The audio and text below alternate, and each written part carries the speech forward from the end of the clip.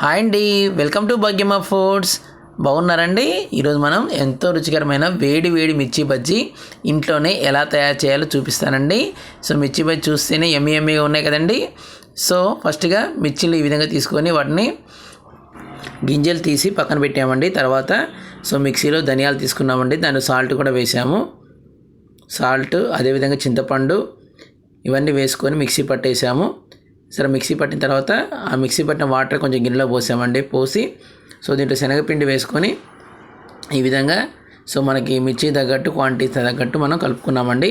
ఆ తర్వాత మిర్చి ఇందాక గింజ తీసి పెట్టాం కదండి, దాంట్లో ఈ మసాలాని అంటే దీన్ని చింతపండు అదేవిధంగా ధనియాలు జీలకర్ర ఈ మూడింటి మిశ్రమాన్ని కూడా దాంట్లో స్టఫ్ చేసి మొత్తం ఎంత బాగా స్టఫ్ చేసి అంత బాగుంటాయండి. చూసారు కదా, అలా స్టఫ్ చేసి పక్కన పెట్టేసుకున్నాం.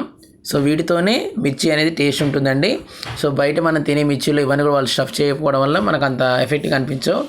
ఇంట్లో చేసుకొని తింటే ఆరోగ్యానికి ఆరోగ్యం, టేస్ట్ ఉంటాయి. చూడండి, ఆయిల్ తీసుకున్నాం. ఆయిల్ వేడైంది.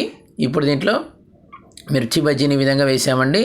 చూసారు కదా, చక్కగా అవి మంచిగా ఫ్రై అయ్యే విధంగా చేసుకోవాలండి. చూడండి, వావ్, చూస్తేనే చాలా బాగుంది కదండి. ఎస్, ఓవరాల్గా మిర్చి అనేది చాలా వరకు ఐటమ్ అయిపోయిందండి. ఓకే, కళాయిలు ఎంతవరకు అవకాశం అంతవరకు వేసాము. ఆ తర్వాత చక్కగా వాటిని ఈ విధంగా కలుపుకోవాలండి. చూడండి, అసలు మిర్చి బజ్జీ అంటేనే ఎందుకో తెలియకుండా నోరూరిపోతుంది కదా. ఇంట్లో చేసినైతే ఇక చెప్పాల్సిన అవసరమే లేదు, ఆ టేస్టే వేరప్ప అన్నంత బాగుంటాయి కదా. చూసారు కదా, ఈ విధంగా అయిపోయిన తర్వాత వీటిని తీసుకొని పక్కన గిన్నెలో వేసుకుంటాం. చూడండి, తీసేటప్పుడు కూడా భలేగా అనిపిస్తాయండి. నేనైతే ఎప్పుడు అమ్మ చేస్తుందా, ఎప్పుడు నోట్లో వేసుకు తిందామా అని చెప్పేసి ఈగర్గా వెయిట్ చేస్తున్నాను. చూడండి, చాలా రోజుల తర్వాత అనమాట, అందుకే ఇంకొంచెం యాంగ్జైటీగా వెయిట్ చేస్తున్నాను అనమాట, ఆతృతగా. ఓకే, రెండో వాయి కూడా అయిపోయింది. ఓకే, చూసారు కదా. ఓకే అండి, ఎంతో రుచికరమైన వేడి వేడి మిర్చి బజ్జీ ఇంట్లోనే సూపర్గా అద్భుతమైన టేస్ట్తో, అది అమ్మ చేతి వంటతో.